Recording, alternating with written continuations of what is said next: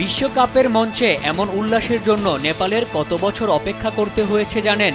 গুনে গুনে ১২ বছর, দিনের হিসাবে যা ৪,৩৫২ দিন। কাঙ্ক্ষিত এই জয়টা আবার এসেছে বাংলাদেশের বদলি হওয়া স্কটল্যান্ডের বিপক্ষে। টি-20 বিশ্বকাপে নেপালিরা সর্বশেষ জিতেছিল ২০১৪ বিশ্বকাপে হংকং ও আফগানিস্তানের বিরুদ্ধে। বিশ্বকাপে নিজেদের তৃতীয় জয়টাও সহজে নয়, এসেছে রুদ্ধশ্বাস এক লড়াইয়ে।